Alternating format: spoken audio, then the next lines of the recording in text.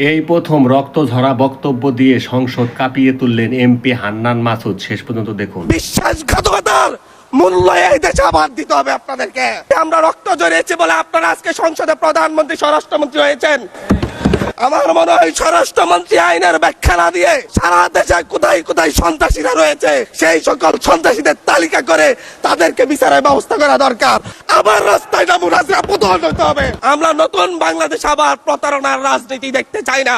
কারা 94 সালে মাগুরার নির্বাচন আয়োজন করেছিল, ইলেকশনের পর দিন এক নারী অভিযোগ করেছেন ওনাকে ধর্ষণ করা হয়েছে শুধুমাত্র শাপলাগুড়িতে ভোট দেওয়ার কারণে। জেনজিরা 72-এর সংবিধান আর চাই না। আপনারা সইতে পারবেন না। বিশ্বাসঘাতকতার মূল্য এই দেশে আবার দিতে হবে আপনাদেরকে।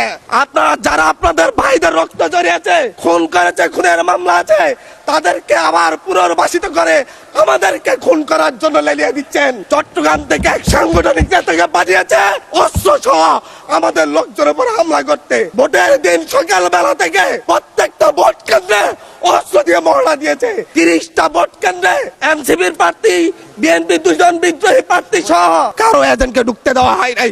এটার জন্য কি আমরা আমাদের রক্ত জড়িয়েছি? মাননীয় স্পিকার, ইলেকশনের একদিন পরে আমাকে আর 1 মিনিট বাড়িয়ে দিবেন। মাননীয় স্পিকার, 1টা মিনিট। মাননীয় স্পিকার, ইলেকশনের পর দিন এক নারী অভিযোগ করেছেন ওনাকে ধর্ষণ করা হয়েছে শুধুমাত্র শাপলাগুড়িতে ভোট দেওয়ার কারণে।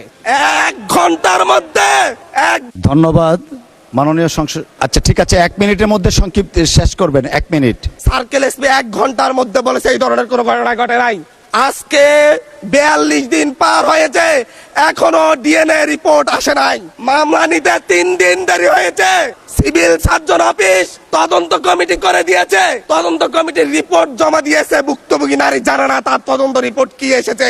এই ভয়াবহ পরিবেশ তৈরি কারা করছে? আমার মনে হয় স্বরাষ্ট্রমন্ত্রী আইনের ব্যাখ্যা না দিয়ে আইনমন্ত্রী আইনের ব্যাখ্যা দিবেন। স্বরাষ্ট্রমন্ত্রীর এসবে মনোযোগ দেওয়া দরকার। স্বরাষ্ট্রমন্ত্রীর মনোযোগ দেওয়া দরকার। সারা দেশে কোথায় কোথায় সন্ত্রাসীরা রয়েছে সেই সকল সন্ত্রাসীদের তালিকা